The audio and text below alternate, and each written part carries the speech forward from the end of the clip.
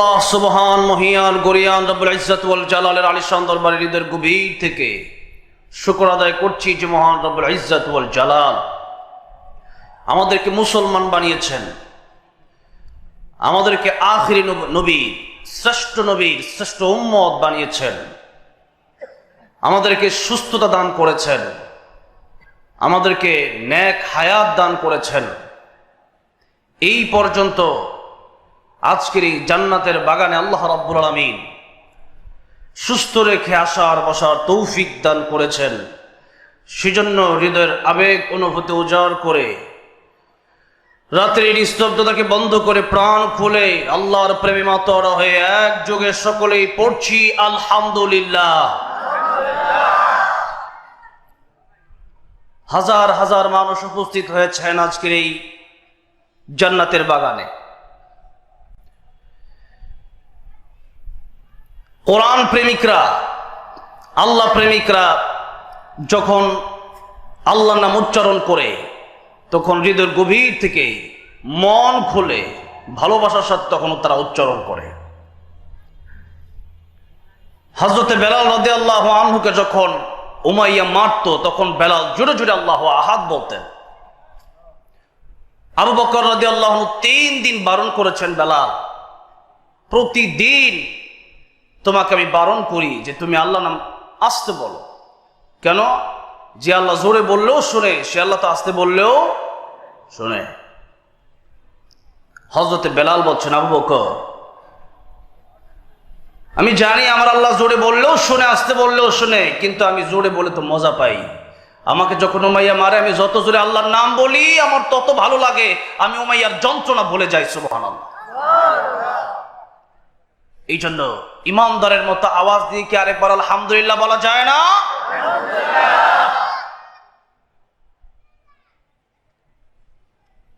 সূরা রহমান এর প্রথম 3খানা আয়াতে কারিমা আপনাদের সামনে আমি তেলাওয়াত করেছি। অপ্রাসঙ্গিক কথাবার্তা কম বলে কোরআন সুন্নাহর কথা যত বেশি বলা যায় ততই ফায়দা। এই একটা মাহফিল যারা করেছেন, আয়োজন করেছেন, কতবার যে আমার কাছে তারা গিয়েছেন, কত জায়গায় তারা দৌড়াদৌড়ি করেছেন, মাসকে মাস তারা রাতকে রাত মনে করে নাই, দিনকে দিন মনে করে নাই। একটা মাহফিলে আসার পর আমি যদি অপ্রাসঙ্গিক কথা যদি লম্বা সময় বলি আর ভাইরাল টপিক যদি অনেক লম্বা সময় আলোচনা করতে থাকি, আরেক হুজুরের বিরুদ্ধে যদি মোটামুটি 1 ঘন্টা কাটাইতে পারি, এগুলো সব জানা আছে তো। কিন্তু বলেন ওই সমস্ত গীবত গাওয়ার মাধ্যমে কি ফায়দা হবে? কিন্তু বড়ই দুঃখজনক ব্যাপার, আমাদের দেশে আজকের ওয়াজ মাহফিলটা কিছু আলেমের কারণে নষ্ট হয়ে গেছে, যারা ওয়াজের মধ্যে এসে কেবলমাত্র ভাইরাল কিছু, স্পেশাল কিছু ভাইরাল বাংলাদেশে যেগুলো হয় প্রতিদিন, ওগুলোই তারা তাদের আলোচনাকে তারা আলোচনা হিসেবে সাজায়, আর পরে এই মাহফিলগুলোতে তারা উপস্থাপন করে। দিন শেষে রেজাল্ট শূন্য। সেজন্য শূন্য হাতে আমরা বাড়ি যেতে চাই না। কমপক্ষে কোরআন সুন্নাহ থেকে কিছু শিখে এরপরে আমলের নিয়তে একেবারে তৌবা করে নিজের মা বাবা, দাদা দাদি, নানা নানি, আত্মীয় স্বজন যারা কবরে আছেন তাদের জন্য মোনাজাত করে একেবারে বাড়িতে যেতে চাই। কারা কারা একটু হাত উঠায় দেখান তো। লিল্লাহি তাকবীর, লিল্লাহি তাকবীর। হাত নামান, আল্লাহ কবুল করেন, জোরে বলেন আমিন।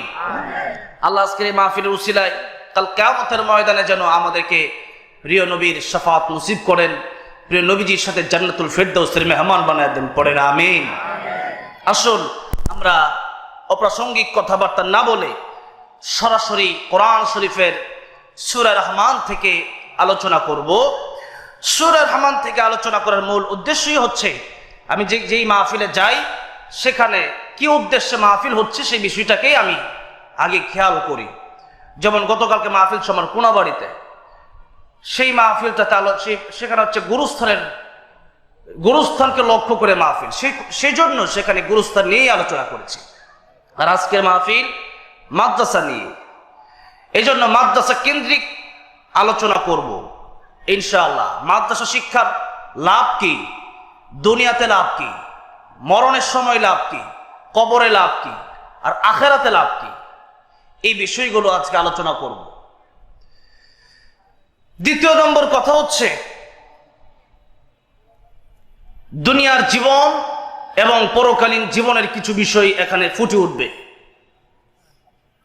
তৃতীয় বিষয় হচ্ছে সূরা রহমান থেকে এই তিনখানা আয়াতে কারিমার মূল বক্তব্যগুলো আপনাদের সামনে তুলে ধরার চেষ্টা করব ইনশাআল্লাহ। ওয়া মা তাওফীকি ইল্লা বিল্লাহ। প্রিয় গাজীপুরবাসী, কোরআন শিক্ষা এটা হচ্ছে এই পৃথিবীর একটা মেরুদণ্ড। মানুষের মেরুদণ্ড না থাকলে যেমন মানুষ অকেজু হয়ে যায়, ঠিক তেমনি ভাবে এই পৃথিবীতে নবীজি বলেছেন যখন আল্লাহ বলনেওয়ালা লোক একজনও থাকবে না, আল্লাহ এই পৃথিবী আর রাখবেন না। সুতরাং আল্লাহ আল্লাহ বলনেওয়ালা তৈরি হয় এই মাদ্রাসার শিক্ষার মাধ্যমে, কোরআন শিক্ষার মাধ্যমে। ১৫০০ বছর আগ থেকে এই কোরআন আল্লাহ রাব্বুল আলামিন সরাসরি জিবরাইল আমিনের মাধ্যমে প্যারা নবী মুহাম্মদ রাসূলুল্লাহ সাল্লাল্লাহু আলাইহি সাল্লামের কাছে পৌঁছে দিলেন। সেই কোরআন আজ পর্যন্ত চলে আসলো, কখনো কোনো অঞ্চলে কম, কোনো অঞ্চলে বেশি। এইভাবেই ক্বালা আল্লাহু তাআলা ক্বালা রাসূলুল্লাহ সাল্লাল্লাহু আলাইহি সাল্লাম চলে এসেছে। এর ধারাবাহিকতায় বাংলাদেশের মতো একটি দেশে গাজীপুরের এই জাতীয় বিশ্ববিদ্যালয়ের এই জায়গাটাতে, এই মেম্বারবাড়ি রোডে আখতারুল উলুম ক্যাডেট মাদ্রাসা, দারুন নাজাত মহিলা মাদ্রাসা স্থাপিত হয়েছে। সুতরাং মাদ্রাসা কেন্দ্র করে আমরা সামনের দিকে আলোচনা করব ইনশাআল্লাহ। আসুন আমরা সূরা রহমানে প্রবেশ করি। সূরা রহমান এই সূরাটা এমন একটি সূরা, কিয়ামতের ময়দানে আল্লাহ রাব্বুল আলামিন যখন জান্নাতি মানুষদেরকে জান্নাতে প্রবেশ করার সুযোগ দিবেন, অতঃপর জান্নাতীদেরকে প্রশ্ন করা হবে, হে জান্নাতীরা, জান্নাতে আসার পরে তোমাদের সব স্বাদ কি মিটে গিয়েছে নাকি? সব চাহিদা কি পূরণ হয়ে গেছে নাকি?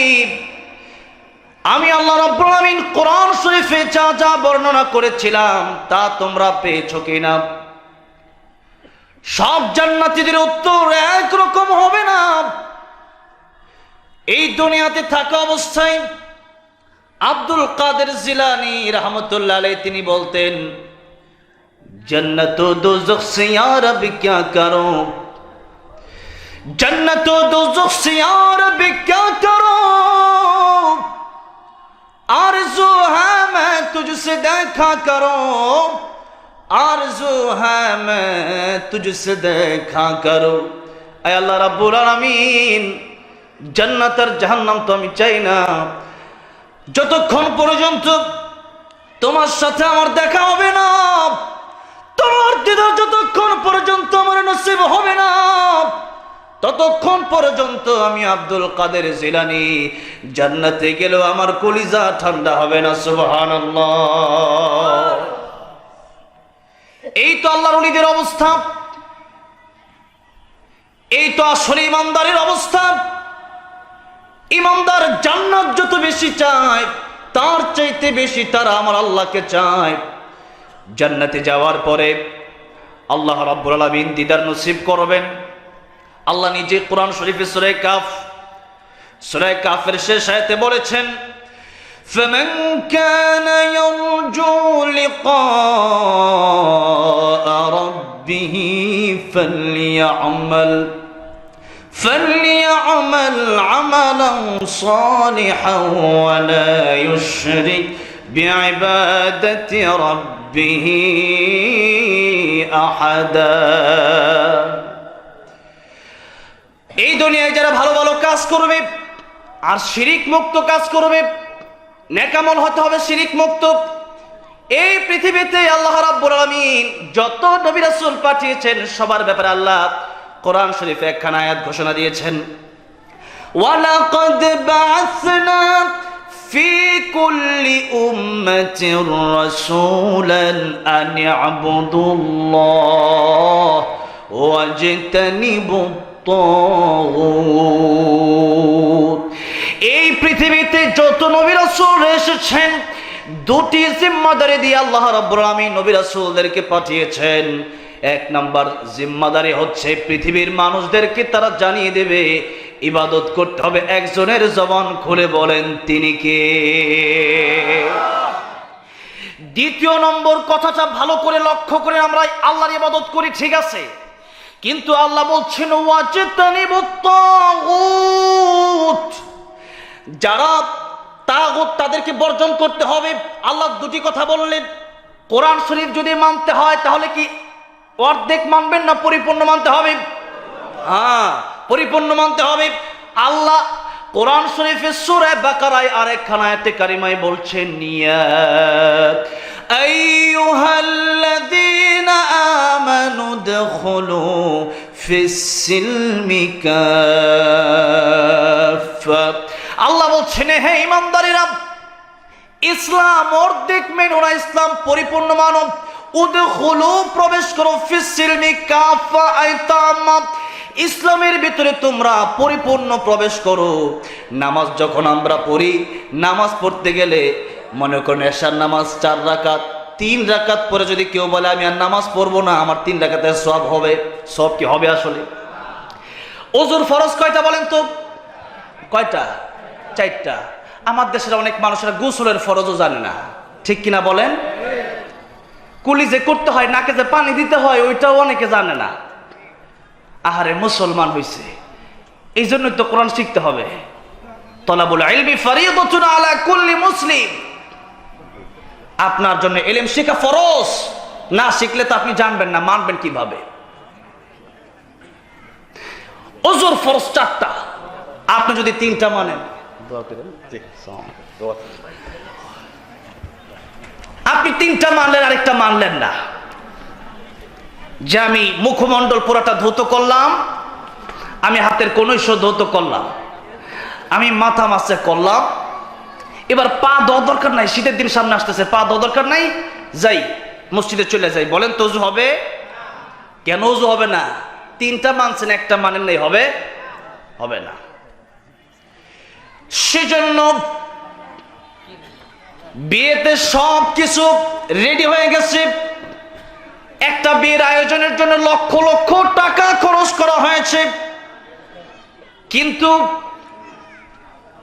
মেয়ের গার্ডিয়ান অথবা ছেলে একজন রাজি হলো না, বিয়েটা কি হবে? হবে না। সেজন্য আল্লাহ রাব্বুল আলামিন বললেন ইসলাম তোমাকে পরিপূর্ণ মানতে হবে, আল্লাহর ইবাদত করতে হবে। কিভাবে করবা? ওয়াজতানিবুত তাগুত, তাগুত বর্জন করতে হবে। আল্লাহর ইবাদতের মধ্যে কাউকে শরীক করা যাবে না, আল্লাহর আইনের ভিতরে নিজস্ব আইন ঢোকানো যাবে না, আল্লাহর কোরআনের ভিতরে নিজস্ব কোনো মতবাদ ঢোকানো যাবে না। আল্লাহ যেভাবে বলছে ওভাবেই চলতে হবে।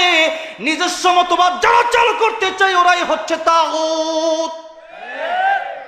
এখন তাগুত কারে কই ওটাই তো মানুষ জানে না, তাগুত কারে কই ওটাই জানে না।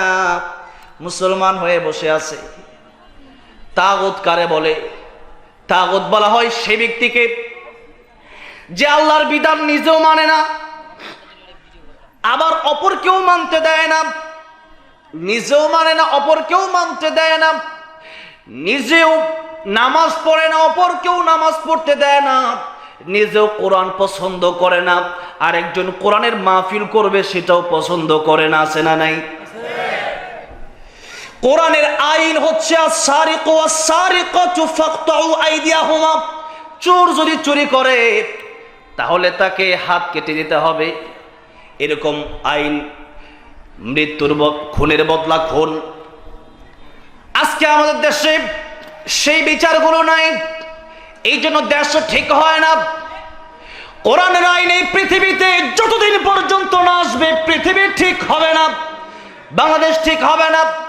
আমাদের গাজীপুরে একটা ছোট্ট মেয়েকে ধর্ষণ করা হলো, একটা হিন্দু ছেলে ধর্ষণ করলো, শুনছেন না আপনারা? সেই ধর্ষণের বিচারের জন্য এত আন্দোলন কেন করতে হবে? ধর্ষণ করছে তো ধর্ষণের বিচার করেন। ধর্ষণের বিচার যদি আপনারা না করেন, এভাবেই যদি দেশ চলতে থাকে, তাহলে দেশের শান্তি কোনোদিন আসবে না। সেই জন্য যারা তাগুত, তাদেরকে একেবারেই বর্জন করে ফেলে দিতে হবে। তাগুত, আল্লাহর বিধান যদি কেউ নিজেও না মানে, অপর কেউ না মানতে দেয় যে কোনো ক্ষেত্রে, তাহলে বুঝতে হবে সেই তাগুত। কারণ সেও যেহেতু মানে না, আমাকেও যেহেতু মানতে দেয় না, তাহলে তার মানে হচ্ছে আল্লাহ বলছে চোরের হাত কাটো। এখন আমাদের দেশে সিস্টেম হলো চোরের জালখানায় দাও, এরপরে 2 দিন 3 দিন 4 দিন 5 দিন পরে চোর আরো বড় ডাকাত হয়ে বের হয়। কেন? ওই যে তলে তলে সম্পর্ক হয়ে গেছে। এই জন্য চোরের বিচার যদি কোরআন দিয়া করা হতো, বাংলাদেশে যদি 1টা 2টা 3টা 4টা 5টা হাত কেটে দেওয়া হতো বাইতুল মুকাররমের সামনে, পরের দিন চোর বাংলাদেশে খুঁজেই পাওয়া যেত না।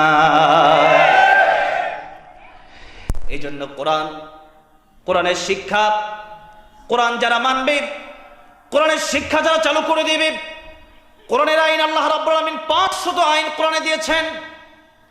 এই আইনগুলো যদি বাস্তবায়ন করা যায়, তাহলে বাংলাদেশ সুন্দর হয়ে যাবে। আর এই আইন যতদিন বাস্তবায়ন না করা যাবে, দেশ কোনোদিন সুন্দর হবে না। এই জন্য তাগুত বর্জন করতে হবে। যেমন আমাদের দেশে অনেক নেতা আছে, তারা মাহফিলেও আসে, এবার পূজায়ও যায়, মসজিদেও আসে, মন্দিরেও যায়। এমন নেতা আমাদের দেশে আছে না নাই?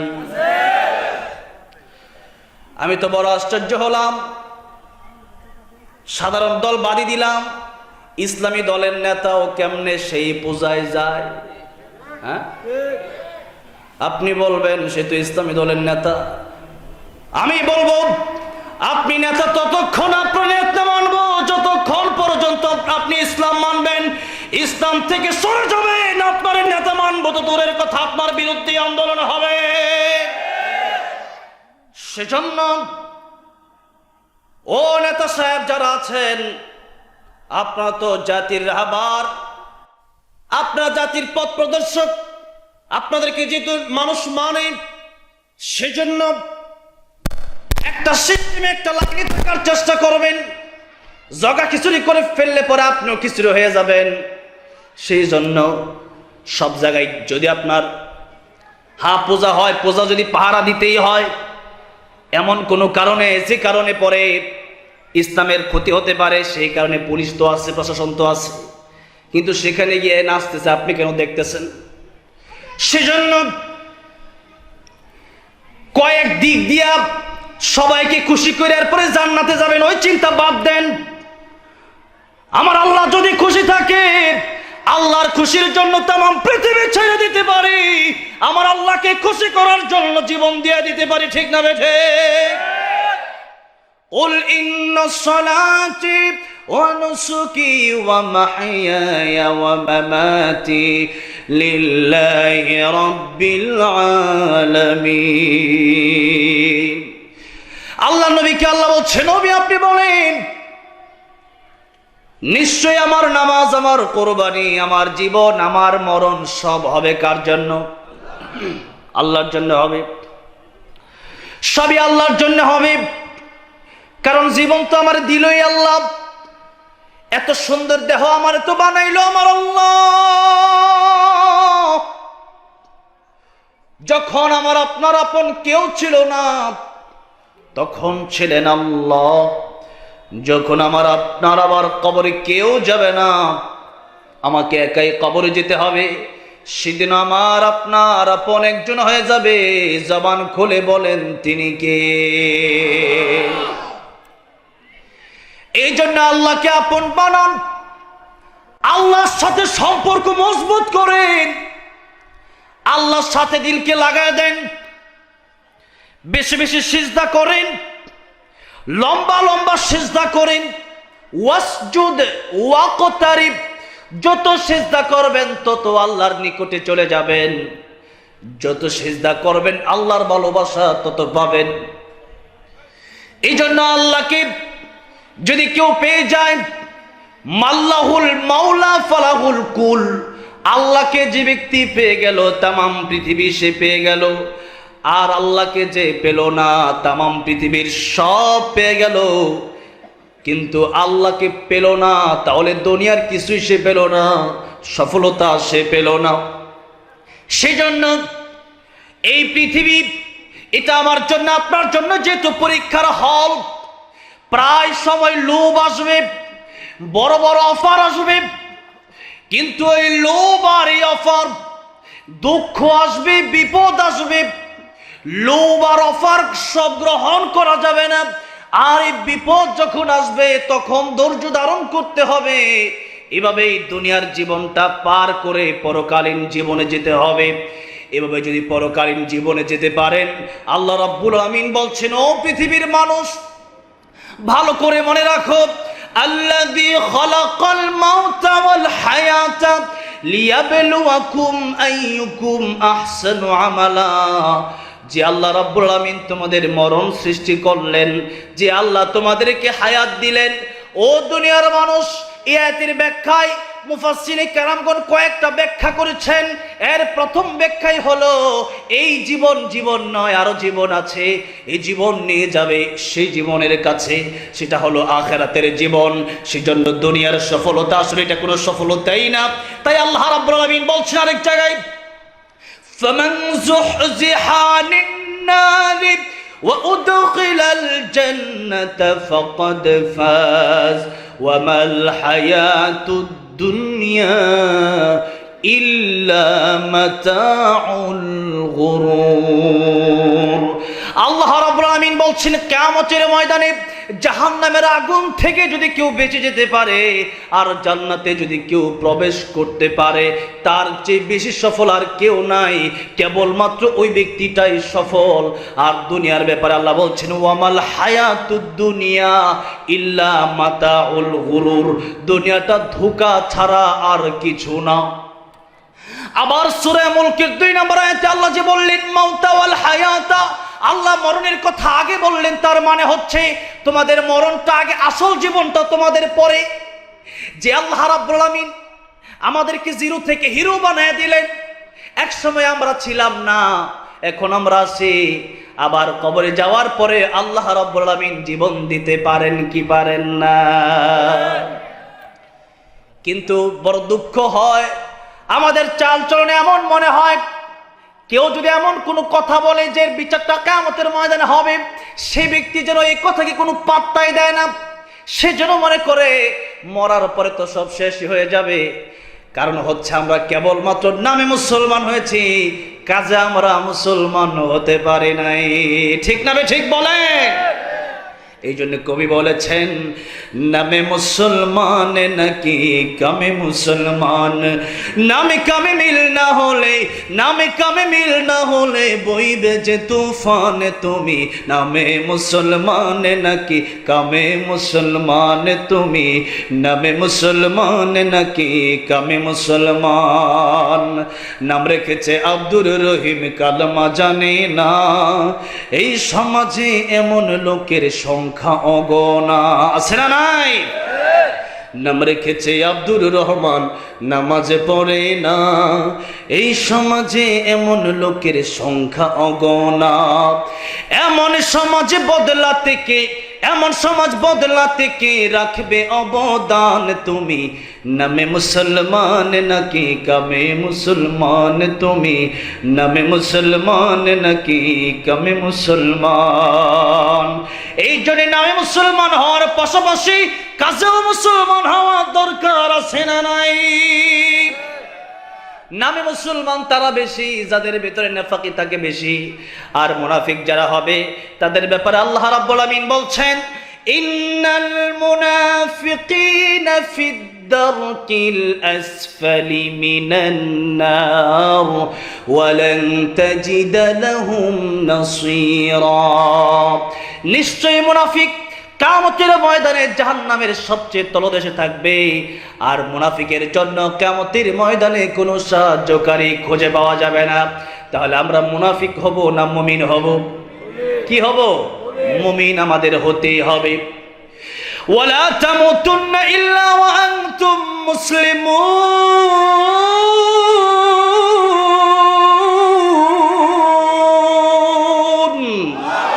আল্লাহ বলেন আরেক আয়াতে, মুসলমান না হয়ে কবরে শোনা, মুসলমান না হয়ে কবরে গেলেই বিপদ শুরু হয়ে যাবে। নবীজি বলছিলেন, কবরু রাউযাতুম মিন রিয়াজিল জান্নাহ আও হুফরাতুম মিন হুফারিন নার। কবর কারো জন্য জান্নাতের বাগান হয়ে যাবে, আর কারো জন্য জাহান্নামের গর্ত হয়ে যাবে। কবরে আমাদের সবার যেতে হবে কি হবে না?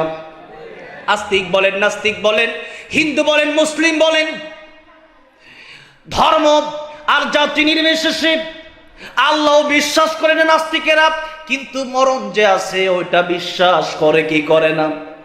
বলেন, করে কি করে না? একই দিন মাটির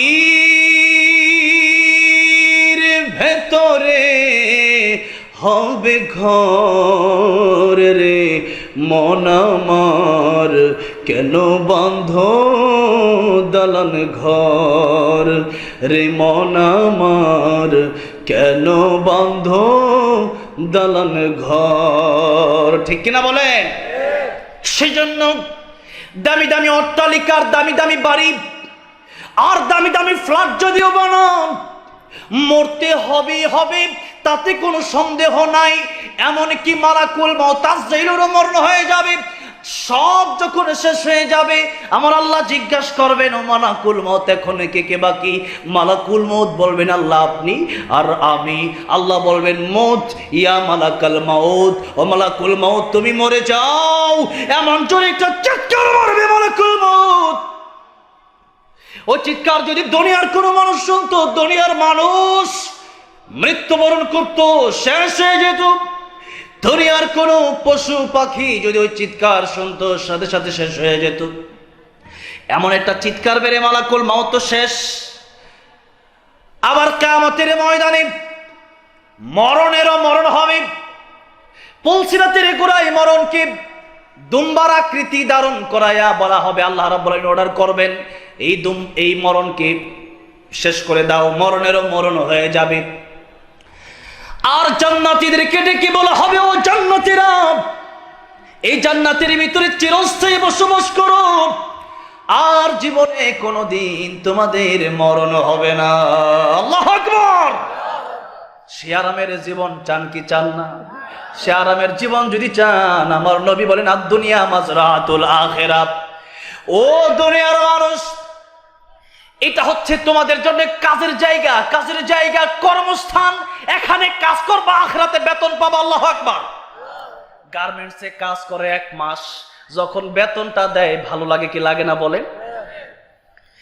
কৃষিরা ধান লাগায় অথবা অন্যান্য গাছগাছালি লাগায়, 1 বছর 2 বছর পরে যখন কিছু টাকা পয়সা হাতে আসে, 1-2 বছরের বা 6 মাস বা 2 মাসের এই কষ্ট কৃষক ভুলে যায়। ঠিক না ঠিক বলেন? ঠিক তেমনি ভাবে দুনিয়া হচ্ছে কাজের জায়গা। এখানে যদি আপনি আপেল গাছ লাগান, কিয়ামতে আপেল পাবেন। কমলা গাছ লাগালে কমলা পাবেন, আবার নিম গাছ লাগলে তিতা পাবেন, কাঁটা গাছ লাগালে কাঁটা পাবেন। কি রোপণ করতেছেন? আপনার আমলটা কি? যদি আমল হয় ভালো, আখিরাত আপনার ভালো। আমল যদি হয় মন্দ, আখিরাত হয়ে যাবে মন্দ। আল্লাহ বলেন, ও দুনিয়ার মানুষ, এর চাইতে আর কষ্টের কি আছে? যে ব্যক্তিকে জাহান্নামে যেতে হলো, আর তার চেয়ে সফল আর কে আছে? যে ব্যক্তি জান্নাত পেয়ে গেল। সেজন্য কিয়ামতের ময়দানে অবশ্যই আমাকে আপনাকে উঠতে হবে। আল্লাহ রাব্বুল আলামিন আমাদেরকে সৃষ্টি যে করেছেন, আজকে আমাদের চলাফেরা দেখলে মনে হয় এটাই আমরা ভুলে গেছি। অথচ আল্লাহ ডাক দিয়ে বলছেন, কাইফা তাকফুরুনা বিল্লাহ وكنتم أمواتا فأحياكم ثم يميتكم ثم يحييكم তুম্মা ইলাইহি তুরজাউন। আল্লাহ বলেন মানুষ কিভাবে আল্লাহর সাথে নাফরমানি করে, কাইফা তাকফুরুনা বিল্লাহ, মানুষ কিভাবে আল্লাহর সাথে নাফরমানি করে, অথচ এই মানুষ তো ছিল কুনতুম আমওয়াতা, এই মানুষ তো ছিল মৃত। আর মায়ের পেটে যখন ছিলাম, রূহ যখন ছিল না, তখন তো আমি আর আপনি কিছুই জানি না, চিনি না। মায়ের পেট থেকে অনেক সময় মৃত বাচ্চার জন্ম নেয় কি নেয় না? মায়ের পেট থেকে মৃত্যুর বাচ্চার জন্ম নেয়, মানে হচ্ছে আল্লাহ রুহু দেয় নাই তাই মৃত। আবার এখন যদি আল্লাহ রুহুটা নিয়ে নেয়, কথা বলার সুযোগ আর আমার থাকবে? রুহুটা এমন জিনিস, রুহুটা এমন বিষয়। লক্ষ্য করেন, আমার বাড়ি, আমার গাড়ি, আমি কে? আমার হাত, আমার পা, আমি কে? আল্লাহ। এই কথা কয়দিন চিন্তা করেছেন আমিটা কে? সেই জন্য আল্লাহ রাব্বুল আমিন বলেছেন, ইয়াউমা লা ইয়ানফাউ মালু ওয়ালা বানুন ইল্লা মান আতাল্লাহা বিকলবিন সালিম। কিয়ামতের ময়দানে সন্তানাদি আর এই যে তোমাদের দুনিয়ার সম্পত্তি, এগুলো কাজে আসবে না। কিয়ামতের ময়দানে যার অন্তরটা ভালো হবে, যার রুহটা ভালো হবে, যার কলবটা ভালো হবে, সে ব্যক্তি শান্তি পাবে তথা জান্নাতে চলে যাবে। সেজন্য আমার আমিটাকে, এই দেহ আমার, এই ঘর আমার, এই বাড়ি আমার, এই গাড়ি আমার, আমার আমিকে, ওটা ভালো করে যতদিন বুঝতে না পারবেন ততদিন আপনি কিছুই চিনলেন না, আপনি নিজেকেই তো চিনলেন না।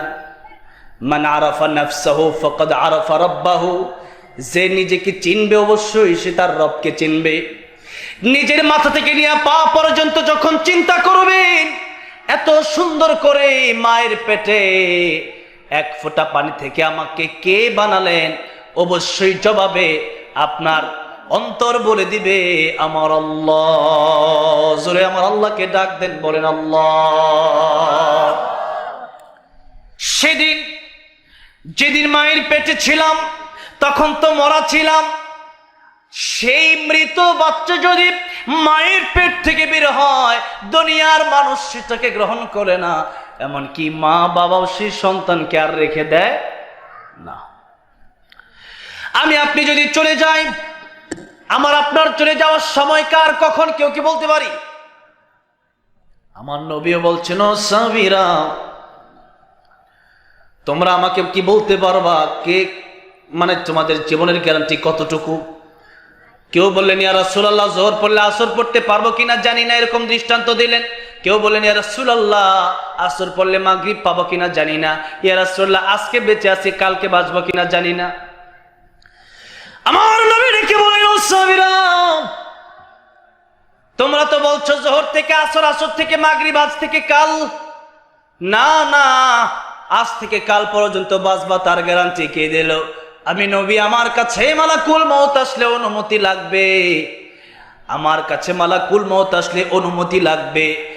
এরপরেও আমি নবী ডান দিকে সালাম ফিরাইয়া, নামাজের পরে ডান দিকে সালাম ফিরাইয়া বাম দিকে সালাম ফিরাতে পারবো, এই গ্যারান্টি আমি নবীও তোমাদেরকে দিতে পারবো না। আল্লাহু আকবার। আমার মরণ আসিবে কখন কেউ তো জানে না, আমার মরণ আসিবে কখন কেউ তো জানে না। আমি মরে গেলে আমায় তোমরা ভুইলা যাও না, আমি মরে গেলে আমায় তোমরা ভুইলা যাও না। আমার মরণ আসিবে কখন কেউ তো জানে না, বলেন না। আমার মরণ আসিবে কখন কেউ তো জানে না, আমার মরণ আসিবে কখন। এই দুনিয়া চিরজীবন থাকার জায়গা না, অন্ধকার কবর যে আমার আসল ঠিকানা, ঠিক না?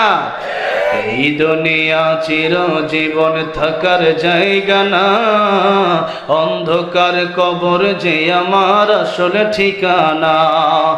সবাই রেখে আমায় চলে যাবে, সঙ্গী হবে না।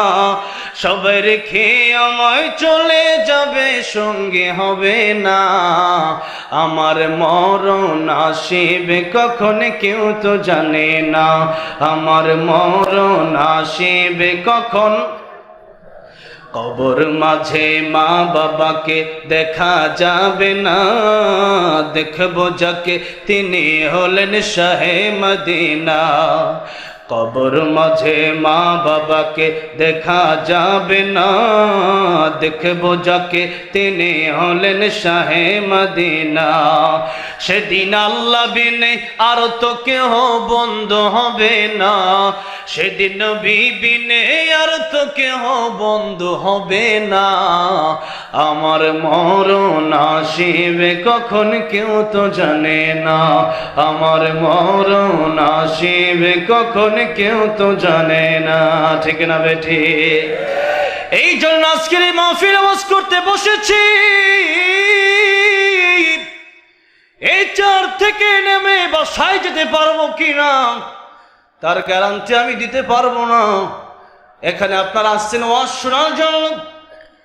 এই ওয়াজ শুনে আবার সুন্দর করে পায়ে হেঁটে বাড়ি যেতে পারবেন, সেই গ্যারান্টি আপনিও দিতে পারবেন না।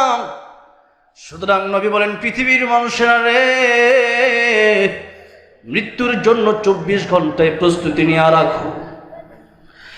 মালাকুল মউত আজরাইল যে কোনো সময় হাজির হয়ে যেতে পারে। ও দুনিয়ার মানুষ, এই দুনিয়ায় তোমার যতগুলো ভাই আছে সব ভাই কিন্তু তোমার আপন না। এই ভাই দ্বারা উদ্দেশ্য নবী কি বুঝালেন ভালো করে বুঝেন। নবী বলতেছেন, 1 নাম্বার ভাই হচ্ছে তোমার আত্মীয় স্বজন। এটাও তোমার একজন ভাই। মৃত্যুর পরে কবরে যখন মানুষেরা তোমাকে রেখে আসবে, কত আপনের আপন ওই সন্তান তোমার সাথে কবরে যাবে না। সন্তানের লাশ যখন দাফন করা হয়, কলিজার মা বাবা সন্তানের সাথে কবরে যায় না। দাদা দাদি যত আদর করে নাতিকে, নাতি যখন দাদার লাশ নিয়ে কবরে যায়, দাদির লাশ নিয়ে কবরে যায়, নানার লাশ নিয়ে কবরে যায়, নানির লাশ নিয়ে কবরে যায়। এমনটা তো হয় না। জেনারেটর আছে? জেনারেটর আছে না? কথা না বলে আল্লাহর প্রেমে জিকির করি, লা ইলাহা ইল্লাল্লাহ, লা ইলাহা, লা ইলাহা ইল্লাল্লাহ, লা ইলাহা। জোরে সরে মহব্বতে, লা ইলাহা ইল্লাল্লাহ, লা ইলাহা, লা ইলাহা ইল্লাল্লাহু মুহাম্মাদুর রাসূলুল্লাহ সাল্লাল্লাহু আলাইহি ওয়াসাল্লাম। আমার নবী বলছেন, পৃথিবীর মানুষেরা, তোমার 3 ভাই কাকে আপন বানাবা? তোমার আত্মীয় স্বজন তোমার সাথে কবরে যাবে না। এমনকি তুমি যখন মারা যাবা, কত এলাকায় দেখছি, কত নিউজে দেখছি, মানুষ যখন মারা যায়, বাবা যখন মারা যায়, সন্তানেরা সম্পত্তি ভাগাভাগি করার জন্য পাগল হয়ে যায়। ঠিক না ঠিক বলেন? লাশ দাফন করার আগে বাবার আঙ্গুলির ছাপ নেওয়ার জন্য পাগল হয়ে যায়, কারণ 2-4 কোটি টাকার জায়গায় ওইটাকে নিয়ে নেই। আহারে নালায়েক সন্তান, আহারে বেকুফ সন্তান, বুঝলি না, বাবাকে চিনলি না, মাকে চিনলি না। বাবার মাতে এমন সম্পদ, আমার নবী বলেন, মার বাবার দিকে যদি কেউ নেক নজর দিয়ে একবার তাকায়, একটা কবুল হজের সওয়াব আমার আল্লাহ আমল নামায় দিয়া দেয়। আরে হজে যাওয়া অনেক কষ্টের ব্যাপার। টাকা লাগে, পয়সা লাগে, লক্ষ লক্ষ টাকা কইরা পরে, টাকা খরচ কইরা পরে, পাসপোর্ট ভিসা কইরা পরে বিমানে হজে গেলেন, তাওয়াফ করলেন, সাই করলেন, মিনায় গেলেন, মুজদালিফায় গেলেন, আরাফার ময়দানে গেলেন, কুরবানি করলেন, অনেক কাজ। এত কাজ করার পরে হজ কবুল হয়েছে কিনা গ্যারান্টি দেওয়া যাবে? কিন্তু আমার নবী বলেন, ও পৃথিবীর মানুষেরা, একবার মায়ের দিকে তাকাও, একবার বাপের দিকে নেক নজর দিয়ে তাকাও, আমার আল্লাহ কবুল হজের সব নামাই দিয়ে দিবে। এই ওয়াজ কি বাড়ি নিয়ে যাওয়া যাবে না? হ্যাঁ, নাকি শুধু মুখস্থ করতেছেন? বাড়ি নিয়ে যান, বাড়িতে গিয়েই মায়ের দিকে তাকান, বাপের দিকে তাকান। আর তাকানো মানে হচ্ছে এমনি তাকায় থাকা না, তাদের খেদমত করা। মা আর বাবা এত দামি সম্পদ, যখন চলে গেল, কত নালায়েক সন্তান, তাদের চোখে পানি তো আসেই না। এরা চিন্তা করবে কত তাড়াতাড়ি বাপের দাফন দেব, আর কত তাড়াতাড়ি সম্পত্তি আমি মানে আমার কাছে আসবে, এই চিন্তায় তার ঘুম হয় না। বেকুব সন্তান। সেই বাবা দিনের পর দিন কষ্ট করে সম্পত্তি মানে ক্রয় করে গেল, এই সম্পত্তির ব্যবস্থা করে গেল, মন চাইছে যে মিষ্টি খাইতে, আপনার কথা চিন্তা করে সেই বাবা টাকাটা চিন্তা করছে মিষ্টিতে ময়লা, থুতু ফেলে দিছে, মিষ্টি খায় না। ঈদের সময় ভালো জামাটা আপনারা কিনা দিয়া পরে, নিজে ভালো জামা কাপড় পরতে পারে নাই, সেই টাকা জমায়া 1 বিঘা জমি কিনছে। আর এখন আপনি বাপের জন্য দোয়া না করিয়া, বাপের জন্য কোরআন তিলাওয়াত না করিয়া, বাপের জন্য চোখের পানি না ছেড়ে, আপনি মায়ের জন্য চোখের পানি না ছেড়ে সম্পত্তির ভাগ নেওয়ার জন্য পাগল হয়ে গেছেন। ওইটা কি নিয়ম খারাপ না?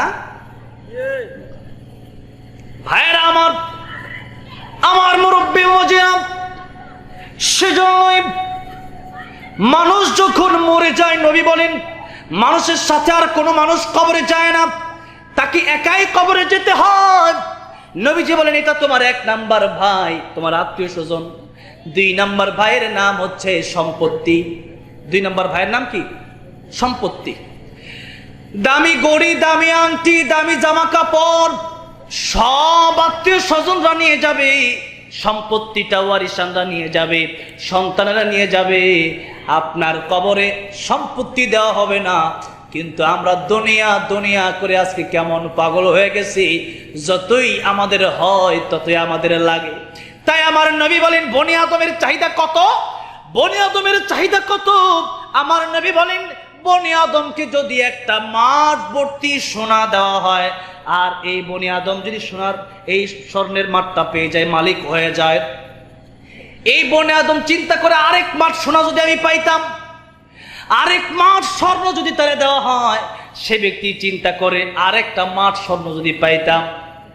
একটা পৃথিবী যদি কাউকে দিয়ে দেওয়া হয়, সে চিন্তা করে আরেকটা পৃথিবী যদি আমি পাইতাম ভালো হইতো। যেমন ডোনাল্ড ট্রাম্প, যেমন কে? ডোনাল্ড ট্রাম্প আমেরিকার মতো দেশের প্রেসিডেন্ট হয়েও তার স্বাদ মিটে না। এই ছোট্ট একটা বাংলাদেশ এখান থেকেও সেন্ট মার্টিন নেওয়ার লেগে পাগল, ঠিক না ভাই? ঠিক বলে। আবার ভারতের নরেন্দ্র মোদী, এত বড় একটা দেশ, ভারতে যখন প্রোগ্রাম করতে যায় মাঝে মাঝে, তখন গাড়ি দিয়ে প্রোগ্রাম করতে 1 দিন 2 দিনও লেগে যায়। এই জন্য সাধারণত ফ্লাইটে প্রোগ্রাম করতে হয়। সেখানে আসাম থেকে কলকাতা যাইতে অবস্থা খারাপ হয়ে যায়। এত দূরের পথ, এক একটা প্রদেশ বাংলাদেশের মতো বড় বড়, এরকম প্রায় 30-32টা মনে করেন জায়গা প্রদেশ আছে। এত বড় ভারত পাওয়ার পরেও বাংলাদেশ নিয়ে টানাটানি আছে না নাই? এই জন্য যতই পাই ততই লাগে, যতই পাই ততই লাগে। এবার আমার নবী কি বলেন শোনেন, আমার নবী ডাক দিয়ে বলেন বনি আদমকে যতই দেওয়া হয় যেটা তার আরোই লাগে, যত দেওয়া হয় আরো লাগে, যত দেওয়া হয় তত লাগে। সেই জন্য বনি আদমের চাহিদা ততদিন পূর্ণ হবে না যতদিন পর্যন্ত বনি আদম 3.5 হাত মাটির গড় কবরে না যাবে। যেদিন কবরে চলে যাব সেদিন চাহিদা পূরণ হয়ে যাবে। সেদিন ডানে তাকাবে মাটি, বামে মাটি, উপরে মাটি, নিচে মাটি। সেদিন মানুষ চিন্তা করবে কি কামাই করলাম, 24 ঘন্টা সময় আমার আল্লাহ দিলেন। 24 ঘন্টা সময়ের ভিতরে 1টা ঘন্টা সময় আল্লাহর জন্য বান্দা দিতে পারে না। সেই জন্য আল্লাহ রাব্বুল আলামিন এই বান্দাদেরকে ডেকে বলছেন, ও বান্দারে, তোমরা আমি আল্লাহর ইবাদত করো, আমি আল্লাহর জন্য সময়কে বরাদ্দ করো। ওয়া মাহইয়ায়া, আমি আল্লাহর জন্য তোমাদের জীবনকে উৎসর্গ করে দাও। ওয়া মামাতি লিল্লাহি রাব্বিল আলামিন, আমার জন্য জীবন মরণ উৎসর্গ করে দাও। বাঁচবো তো আল্লাহর জন্য বাঁচবো, মরবো তো আল্লাহর জন্যই মরবো। আল্লামা সাইদি বলেছিলেন, বিড়ালের মতো 500 বেঁচে থাকার কোনো লাভ নাই, সিংহের মতো আল্লাহর জন্য 1 ঘন্টা বাঁচতে চাই। ঠিক না বেঠে? সেজন্য আল্লাহর জন্য যদি বাঁচতে হয় তাহলেই বাঁচবো, আর আল্লাহর জন্য যদি বাঁচতে না পারি জীবনের কোনো প্রয়োজন নাই। বরং আমার জন্য তো আখিরাতই উত্তম, মুমিনের জন্য আখিরাতই উত্তম। মুমিন দুনিয়াতে যত থাকবে ততই বিপদ, ততই ফিতনা। যত যাবে কবরে তাড়াতাড়ি ততই আল্লাহর সাথে হয়ে যাবে সাক্ষাৎ। জোরে কোন সুবহানাল্লাহ। এই জন্য মুমিন যখন মারা যায়, মুমিনের কানে ফেরেশতারা আয়েশা কয়, তোমার আমার আল্লাহ রাব্বুল আলামিন সালাম দিছে। আল্লাহু আকবার। যখন মুমিন শুনে আমার আল্লাহর সালাম, একদিকে জান কবজ হয়ে যায়, আর একদিকে আমার আল্লাহর সালাম, বেটা খুশিতে তার জান শেষ হয়ে যায়, কোন দিকে তার জান গেছে টের পায় না। আল্লাহু আকবার। আল্লাহ ফরমান যদি হয়ে যায়, সে ব্যক্তির জন্য যখন কবজ করা হয়, সে ব্যক্তির জন্য কবজ করার সময় জানটা বের হতে চায় না, জানটা আখিরাতে যেতে চায় না। কারণ সে ব্যক্তি ভালো করেই জানে, তার নফস ভালো করেই জানে মরার সাথে সাথে বিপদ শুরু হয়ে যাবে। আমাদের দেশে অনেক লোক আছে বিপদে পড়ে আত্মহত্যা করে, কারণ সে তো কবরে আযাব দেখে নাই, সে বুঝবে কি পরকালে কত কঠিন। এই জন্য আল্লাহর নবী একদিন দেখলেন একটা কবরে আযাব হচ্ছে। কবরে আযাব কত কঠিন এটা না বুঝলে তো মানুষ বুঝবে না। নবীজি একদিন বলছেন, আমার মনে চায় আমি আমার উম্মতের জন্য দোয়া করি, আমার উম্মতকে যেন আল্লাহ রাব্বুল আলামিন কবরে আযাব দেখায় দেয়। কিন্তু আমি নবী কেন দোয়া করি না? এই উম্মত যদি কবরের ভয়ঙ্কর আযাব দেখে, এই উম্মত তার বাবার লাশ নিয়ে কবরে যাবে না, মায়ের লাশ নিয়ে কবরে যাবে না, এই উম্মত ভাইয়ের লাশ নিয়ে কবরে যাবে না, এই উম্মত বোনের লাশ নিয়ে কবরে যাবে না, এই উম্মত দাদার লাশ নিয়ে কবরে যাবে না, এই উম্মত দাদির লাশ নিয়ে কবরে যাবে না। আরে কবরের আযাব কত ভয়ঙ্কর! 2 পাশ থেকে যখন চাপ মারবে, পাথরগুলো যখন চুরমার হয়ে যাবে, সেই কবর আযাব দেখলে মানুষ আবার সইবে কিভাবে? আরে নবী বলেন, দুনিয়ার নিজামই চেঞ্জ হয়ে যাবে, এই ব্যবসা বন্ধ হয়ে যাবে, চাকরি বন্ধ হয়ে যাবে, খেত খামার বন্ধ হয়ে যাবে, মানুষ তার মারে চিনবে না, বাবারে চিনবে না, শুধু আখিরাত করতে করতে মানুষ পাগল পারা হয়ে যাবে। এই জন্য দুনিয়ার নিজাম চেঞ্জ হয়ে যাবে। এই জন্য আমি নবী দোয়া করি না মানুষ কবর আযাব দেখুক, এই দোয়া আমি নবী করি না। কিন্তু নবীকে তো আল্লাহ রাব্বুল আলামিন কবর আযাব দেখার মতো তৌফিক দিয়েছিলেন। আমার নবী কবর আযাব যখন দেখলেন একটা যুবকের কবর আযাব হয়, আমার নবী দাইলান বা ছেলেকে 1000 টাকা দেওয়া হবে না, আমার পকেট থেকে আরো 1000 ভরা লাগবে। ঠিক না বেঠি? রিক্সা ভাড়া আমার পকেট থেকে দেওয়া লাগবে। বড় ছেলে 1000 টাকা দিছে, 1000 টাকার সাথে তার আরো 1000 যোগ করতে হইল, কারণ 1000 টাকা দিয়ে কি আর বাজার হয়। আর ছোট জনকে দিছে 100 টাকা। এই ছোট জন বাজারে যখন তারা নিয়ে গেছে, তার 100 টাকা তার পকেটেই আছে। বাজারে যাওয়ার পরে তারা চিপস খাইলে বড় ভাই কিনা দেয়, আইসক্রিম খাইলে বড় ভাই কিনা দেয়। এরপরে ছোট ভাই যদি বলে যে আমি ফুচকা খাবো, বড় ভাই খাওয়ায়। সব কিছু বড় ভাই দেয়, ভাড়াও দেয়, খাওয়ায় বড় ভাই। বাড়িতে 2 জন আসছে, বড় ভাই আসার পরে দেখা যায় বাপের 1000 আর নিজের আরো 1000 গেছে। আর ছোট ভাই এসে দেখে পকেটও আগের মতো 100ই আছে, কারণ ছোট ভাইয়ের কোনো খরচ নাই। এবার একটু ভালো করে লক্ষ্য করেন, নারী আর পুরুষে নাস্তিকরা আর নারীবাদীরা বলে যে ইসলাম তো ঠগাইছে।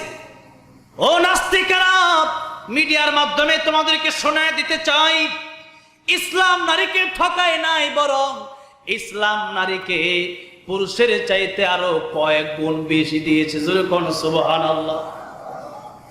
আরে আল্লাহ রাব্বুল আলামিন সূরা নাহলে বলছেন, ওয়া ইদা বুশিরা আহাদুহুম বিল উনসা যাল্লা ওয়াজহুহু মুসওয়াদ্দাও ওয়া হুয়া কাযীব।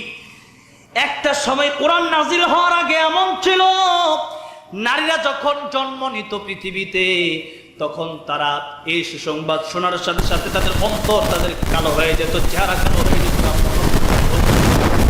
যে নারী তো এটা একটা ভোগের জিনিস, ও আর কি করবো, ওর কাজটা কি? নারীকে কেবলমাত্র ভোগের জিনিস মনে করে মাটিতে পুঁতে ফেলা হতো, জিন্দা কবর দিয়ে দেওয়া হতো, আগুন দিয়া পোড়া মেরে ফেলা হতো। এমন কঠিন সময় আমার আল্লাহ যখন কোরআন নাজিল করে দিলেন, আর নারীদের সম্মান আমার আল্লাহ বাড়ায় দিলেন, আমার নবী কয়, ও দুনিয়ার মানুষেরা, নারীরা সাধারণ নয়, সাধারণ নয়, বরং আল জান্নাতু তাহতা আকদামিল উম্মাহাত, তোমাদের মায়ের পায়ের নিচে রয়েছে তোমাদের জন্য জান্নাত। আল্লাহু আকবার। নারীর দাম ইসলাম বাড়ায় দিয়েছে। কে বলেছে নারীর মান ইসলাম খাটো করেছে? এখন আপনি বলবেন, তাহলে নারীকে কেন স্বাধীনতা দেওয়া হয় না? আপনি কোন স্বাধীনতা চান? আপনি কি শেয়াল হয়ে মুরগি খাওয়ার স্বাধীনতা চান? ওই স্বাধীনতা ইসলাম দেবে না। আর আপনার বাড়িতে মুরগি আছে, আপনি কি চান না করে শেয়ালে খেয়ে ফেলুক? চান আপনি? তাহলে মুরগির মালিক যেমন চাই না আমার মুরগি শেয়ালে খা, ইসলাম চাই না কোন নারীর ইজ্জত কোন নাস্তিক বেঈমান নষ্ট করুন। ইসলাম চাই না কোন মাদ্রাসার ছাত্রীকে কোন হিন্দু ছেলে দর্শন করুক। ঠিক না ঠিক? সেই জন্য আন্দোলন করা হচ্ছে প্রতিদিন। কেন সেই হিন্দু ছেলে আমাদের গাজীপুরের একটা মাদ্রাসার কোমল একটা বাচ্চা একটা শিশুকে ধর্ষণ করলো, এর বিচার চাওয়া লাগবে। কেন বিচার করতে হবে? বিচার যদি না করা হয়, শুধু গাজীপুর নয়, তামাম বাংলাদেশ উত্তাল হয়ে যাবে। ঠেকানোর সুযোগ ডক্টর ইউনূস সাহেবেরও নাই। আমার ভাইরা, আমার বাবাজিরা, একটু ভালো করে বুঝেন, একজন সন্তান তার দায়িত্ব তার বাবার, ছেলের দায়িত্ব ততক্ষণ পর্যন্ত যতক্ষণ পর্যন্ত